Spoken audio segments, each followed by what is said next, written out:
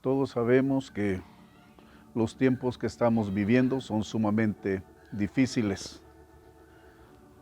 No hemos vivido tiempos similares, tiempos parecidos.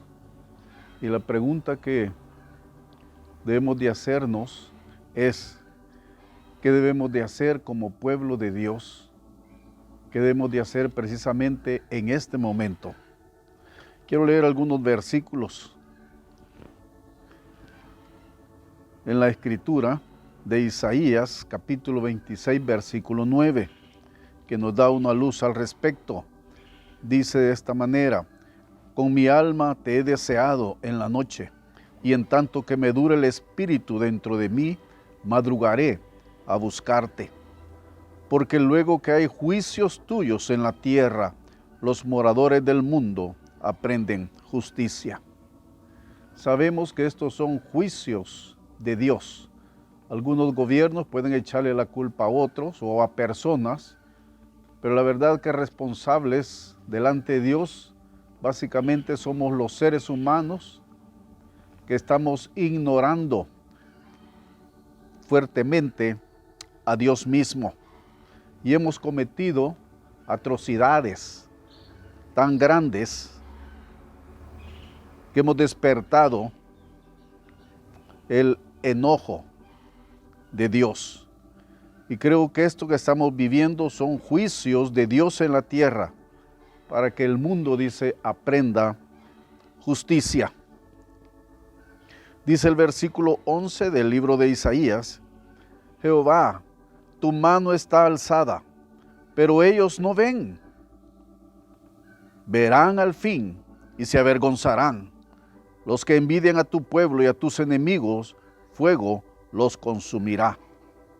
La mayoría, quizás, ojalá no fuese así, no pueden ver que la mano de Dios está alzada sobre este planeta.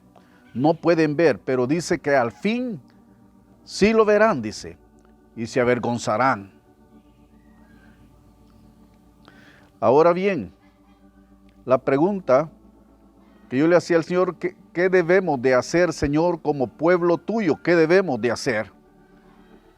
Y en el versículo 20, siempre de Isaías 26, el Señor dice: anda, pueblo mío, entra en tus aposentos, cierra tras ti tus puertas, escóndete un poquito, por un momento, en tanto que pasa la indignación. Versículo 21. Porque he aquí que Jehová sale de su lugar para castigar al morador de la tierra por su maldad contra él, y la tierra descubrirá la sangre derramada sobre ella, y no encubrirá ya más a sus muertos. El Señor dice: tanta sangre derramada sobre esta tierra. Y decimos los abortos, que son los asesinatos más terribles que se han dado en esta tierra. Millones de millones. Pero una pregunta, en versículo 20, dice: anda, pueblo mío, entra en tus aposentos, escóndete un poquito. La pregunta es, como pueblo de Dios, ¿por qué hemos de escondernos si Él nos protege? ¿Por qué hemos de escondernos? La respuesta de escondernos, básicamente, no es por miedo o por temor, sino es, el Señor nos está mandando a interceder por esta tierra. Él vino, anduvo en esta tierra, dio su vida y es el intercesor principal delante del Padre para perdonar a los de la tierra, aquellos que Él dijo: si nos arrepentimos y nos volvemos a Él, Él es fiel y justo para perdonarnos. Para perdonarnos, es el deseo de su corazón. Y Él quiere que cada cristiano en esta tierra estemos intercediendo por este mundo. Tenemos que pedirle carga al Señor. No esperemos que la carga venga de una manera mágica y caiga en nuestro corazón y sienta una necesidad de orar. No, el Señor dice: pidan la carga. Tenemos que pedir carga al Señor. Tenemos que pedirla. Y quiero que veamos unos ejemplos al respecto. Cuando el pueblo de Israel fue llevado cautivo a Babilonia, había un hombre, un joven, llamado Daniel. Y dice en Daniel 9:3, y volví mi rostro a Dios el Señor, buscándole en oración, y ruego en ayuno, cilicio y ceniza, buscándole en oración. Pero dice Daniel, yo volví mi rostro al Señor. Dios no le lanzó una carga al corazón de Daniel. Él tomó la iniciativa de volver su rostro, y es lo que cada cristiano en este tiempo debemos de hacer, escondernos en el lugar secreto y, Señor, pedir carga. Señor, pon carga en mi corazón, Señor. Pon carga en mi corazón, que sienta dolor por estos miles de muertos en todo el mundo. Señor, que estos se conviertan a ti, Señor. Daniel humilló su propio corazón. Él desarrolló una verdadera carga. Él leía las escrituras y oraba diariamente. Y él dice, repito, volví mi rostro a Dios el Señor, buscándole en oración. En el versículo 12 del capítulo 10 de Daniel 10:12 dice, entonces me dijo, fue la respuesta de Dios, Daniel, no temas, porque desde el primer día que dispusiste tu corazón a entender y a humillarte en la presencia de tu Dios, fueron oídas tus palabras, y a causa de tus palabras yo he venido. El Padre envía a Gabriel a llevarle este mensaje a Daniel, y le dice, dice el Padre, desde el primer día que dispusiste tu corazón para entender, para humillarte y clamar, para interceder por este pueblo, yo escuché tu oración, y a causa de eso yo he venido. En el hebreo la palabra humillarse significa golpear la carne para ponerla en sujeción. A veces nosotros sentimos que estamos golpeando nuestra carne al apartar tiempo a solas con el Señor en la noche, ponernos de rodillas. Sentimos duro en nuestra carne doblar nuestras rodillas y comenzar a orar, apartar tiempo para orar. Daniel eso es lo que hacía, y el Señor quiere que eso hagamos nosotros, que golpeemos nuestra carne, que la pongamos en servidumbre. Tenemos que apartar tiempo a solas con Dios. Es lo que el Señor quiere de cada cristiano en este planeta. Cada cristiano debemos apartar tiempo para orar, para volvernos al Señor. Y decimos, está difícil. Alguien dice, yo no hallo qué decirle al Señor. Solo póngase de rodillas y dígale, Señor, aquí está fulano de tal. Solo eso dígale. Señor, aquí está fulano de tal, pon carga en mi corazón. Hay muchos dicen, no hallo qué decir, no hallo qué decir. Recuerdo la anécdota de un hombre analfabeto, y él no hallaba qué decir también. Cada noche se presentaba del Señor y le decía, Jesús, Jesús, aquí está Juan. Jesús, aquí está Juan. Era su oración, pero él permanecía ahí de rodillas por largo tiempo. Él no tenía familiar ninguno. Un día él estaba en la cama del hospital. Ninguna visita, nadie llegaba a visitarlo.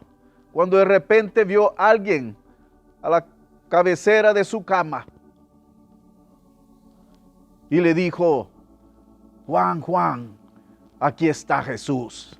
El Señor no se va a hacer de oídos sordos. Él dice que si lo buscamos, lo vamos a encontrar. Lo vamos a encontrar. Quiero poner el ejemplo. Le llamo el ejemplo doloroso de la carga para Esdras. Cuando el pueblo de Israel fue llevado cautivo a Babilonia, esto fue después de Daniel. Daniel recibió la revelación cuando el pueblo de Israel saldría de su cautiverio. Y entendemos según el libro de Hebreos, cuando habla de Jerusalén, está hablando de la iglesia. Y Esdras participó en el primer retorno, que fue en el año 536 a.C., cuando el rey Ciro gobernaba Persia. Por cierto, el segundo retorno fue en el año 446 a.C., sucedió 90 años después, ya reinaba Artajerjes. Pero Esdras fue un hombre de gran intensidad para Dios. Consideremos la intensidad de Esdras. El primer grupo de repatriados pasaron muchos años trabajando duro para restaurar Jerusalén. Terminaron el templo, terminaron el altar. Y Esdras organizó a los sacerdotes, organizó a los levitas, que eran los encargados del templo, organizó a los príncipes por sus familias. Hizo un trabajo arduo, un trabajo fuerte, grande. Dice en Esdras 9:1, acabadas estas cosas, los príncipes vinieron a mí, diciendo, el pueblo de Israel y los sacerdotes y levitas no se han separado de los pueblos de las tierras de los cananeos, de los heteos, de los fereceos, de los jebuseos, de los amonitas, moabitas, egipcios y amorreos, y hacen conforme a sus abominaciones. Qué dolor para Esdras, hermanos, que había estado intercediendo, trabajando duro por ellos. Me lo imagino que se puso colorado, toda la sangre subió a su rostro, a su cabeza. Le embargó un sentimiento de vergüenza y sintió un tremendo dolor. Lo mismo hoy, familias enteras del pueblo de Dios están coqueteando con el mundo, con sus costumbres.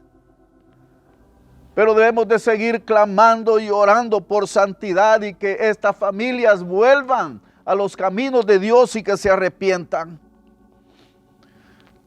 En el capítulo 9 de Esdras, en el versículo 3 dice, cuando oí esto, rasgué mi vestido y mi manto y arranqué pelo de mi cabeza y de mi barba y me sentí angustiado en extremo.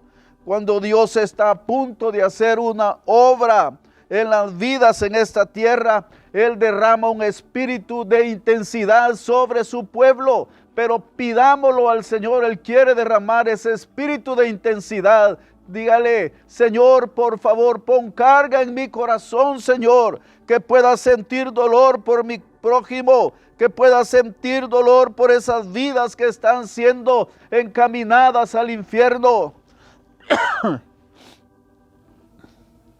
El Señor va a tener un pueblo completamente entregado a su obra. Un pueblo apasionado e intenso y quebrantado, intercediendo por este mundo. En el versículo 4, siempre de Esdras 9, dice, mire lo que pasó, algo maravilloso. Y se me juntaron todos los que temían la palabra del Dios de Israel a causa de la prevaricación de los del cautiverio.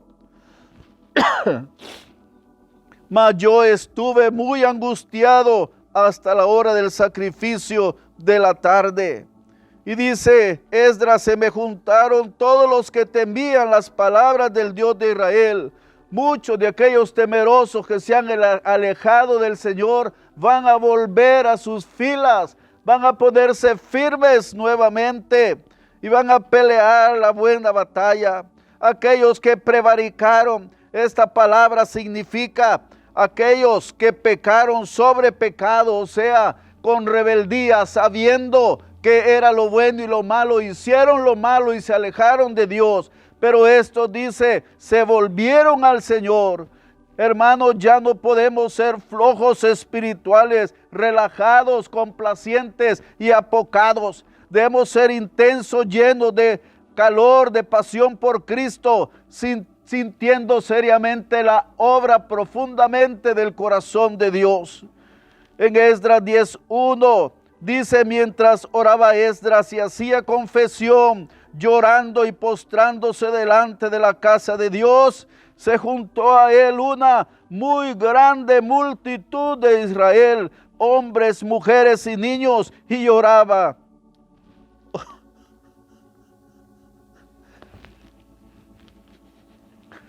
Lloraba el pueblo amargamente, arrepentido por haber escupido el rostro del Cordero. Mi esperanza es que ahora Todos aquellos que se alejaron de Dios, vuelvan a sus caminos nuevamente. El Señor los está esperando con los brazos abiertos. Y aquellos que nunca habían caminado con el Señor, que entren a ser parte de su redil. El Señor les ama. El Señor les ama. Vengan, vengan, vengan a su redil. A través del espíritu de arrepentimiento se abrió un camino amplio para que todos pudieran volverse al Señor. Uno a uno, todos aquellos que tenían corazón temeroso se volvieron a Dios. Recordemos, solo había un hombre, Esdras, que comenzó con la intercesión, y ante él se fueron uniendo otros más y más y más y más. Esto se volvió como un tsunami, y después toda la iglesia clamando por intercesión, y todos se volvieron al Señor.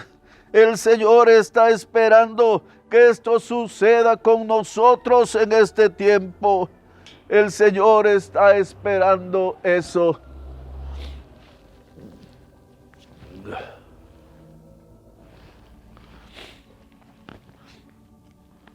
También sucedió tiempo después, aproximadamente 90 años después, cuando el segundo grupo fue repatriado a cargo de Nehemías. Fue en el 446 a.C. Nehemías también fue un hombre de gran intensidad para Dios. Y dice Nehemías, capítulo 1, versículo 2, que vino Hanani, uno de mis hermanos, con algunos varones de Judá, y yo les pregunté por los judíos que habían escapado, que habían quedado de la cautividad, y por Jerusalén. Él estaba preguntando cómo estaban mis hermanos judíos, cómo están mis hermanos en Jerusalén, aquellos que se fueron repatriados, aquellos que regresaron de Babilonia hace tantos años. Y Nehemías 1:3 dice la respuesta, y me dijeron, el remanente, los que quedaron de la cautividad ahí en la provincia, están en gran mal y afrenta, y el muro de Jerusalén derribado y sus puertas quemadas a fuego. El problema se repitió, se olvidaron de su cautividad. ¿Cuántos cristianos hoy en día le vienen pruebas y aflicciones, cautiverios, y se alejan de Dios? Y el Señor los restaura, los sana, los bendice, pero a ellos se les olvida que hubo un Dios que los rescató, y le dan nuevamente la espalda y se vuelven al mundo. Y Nehemías experimentó eso en este momento, y él sintió un dolor tremendo. El problema se repite. Increíble, se olvidaron de la cautividad. Fue corta la duración de la lección. Son necesarias las pruebas constantes. Son necesarias las pruebas constantes. Pedro capítulo 2, versículo 21 dice, porque mejor les hubiera sido no haber conocido el camino de la justicia, que después de haberlo conocido, volverse atrás del santo mandamiento que les fue dado. Qué duro para nuestro Señor Jesucristo, después de haber dado su vida por nosotros, nosotros nos acercamos y le decimos gracias, Cordero precioso. Y luego después de un tiempo le damos la espalda. Qué golpe más fuerte en su corazón. Y dice el versículo 22 de segunda Pedro 2, segunda Pedro 2, 22. Pero les ha acontecido lo del verdadero proverbio. El perro vuelve a su vómito y la puerca lavada a revolcarse en el cieno. Qué carga cayó para Nehemías sobre su corazón. En el versículo 4 de Nehemías 1, escuche lo que dice. Cuando oí estas palabras me senté y lloré. E hizo duelo por muchos días y ayuné y oré delante del Dios de los cielos. El remanente que había regresado al lugar santo, pero el oprobio se había infiltrado. Las cosas seguían como antes del cautiverio. No se habían hecho ningún progreso espiritual.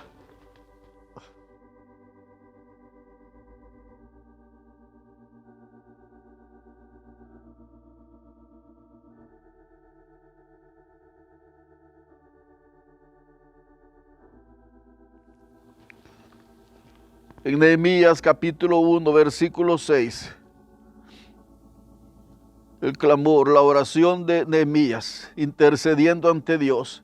Esté ahora tu oído, esté ahora atento tu oído, abiertos tus ojos para oír la oración de tu siervo. Que hago ahora delante de ti día y noche por los hijos de Israel, tus siervos, y confieso los pecados de los hijos de Israel que hemos cometido contra ti. Sí, yo y la casa de mi padre hemos pecado. La escritura dice que Nehemías comenzó a llorar, comenzó a gemir, a lamentarse y a hacer oración de día y de noche. Tomemos que él fue quien tomó la iniciativa. En Nehemías 1:2 leíamos que vino Hanani, uno de mis hermanos, con algunos varones de Judá, y les pregunté por los judíos que habían escapado. Les pregunté, él tomó la iniciativa. Yo pregunté a mis hermanos acerca del remanente. Él fue quien inició la carga. Es lo que Dios espera de nosotros. Cada hijo de Dios, cada cristiano, tomemos la carga y comencemos a interceder. No era asunto de ser despertado por Dios a medianoche y que de pronto cayera una carga en el alma. No, Él la pidió. Tenemos la bendición de venir. Tenemos la bendición de vivir en este tiempo. Pidamos la carga. Hoy Dios está levantando un pueblo que tiembla ante su palabra y no quieren pecar más. Ellos no deben dudar ni volverse tibios. Por el contrario, deben tomar las cosas de Dios con mayor seriedad a medida que transcurren los días.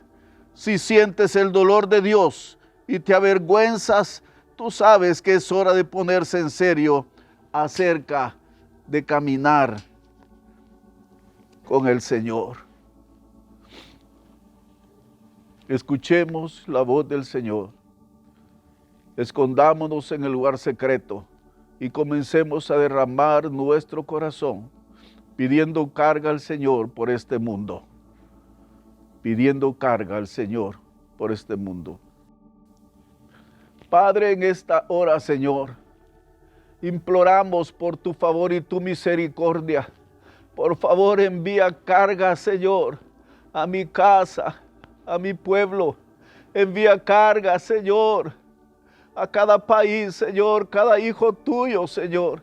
Envía carga, Padre, para poder interceder con poder y con autoridad, Señor. Por favor, pon carga, como lo hiciste con Esdras, como lo hiciste con Nehemías, como lo hiciste con Daniel, Señor. Pon carga en nuestros corazones. Oh, pon una carga con gran intensidad, Señor, que este tiempo pueda ser un tiempo valioso. Señor, sé que tú lo estás haciendo. Gracias, Padre. Ahora quiero hablar a aquellos que aún no tienen a Cristo en su corazón. Quiero decirles, ahí donde está, abra su corazón al Señor y pídale al Padre, dígale: Padre, envía a tu Hijo amado a nacer a mi corazón. Cristo Jesús, abro mi corazón a ti. Ven, ven, Señor. Ven, oh Dios, hazme como tu morada eterna, Señor, por favor. Por favor, escribe mi nombre en el libro de la vida. Gracias te doy, Padre bueno. Gracias te damos, mi Dios. Gracias, en el nombre de Cristo Jesús oramos. Amén. Amén. Aquellos que hicieron esta oración, Al pasar la cuarentena tienen que buscar una iglesia cristiana donde se crea en la Trinidad, donde el Padre, el Hijo y el Espíritu Santo, donde se crea en la Trinidad para congregarse. Tienen que buscar dónde congregarse. Ore al Señor para pedir esta dirección. Dios les bendiga.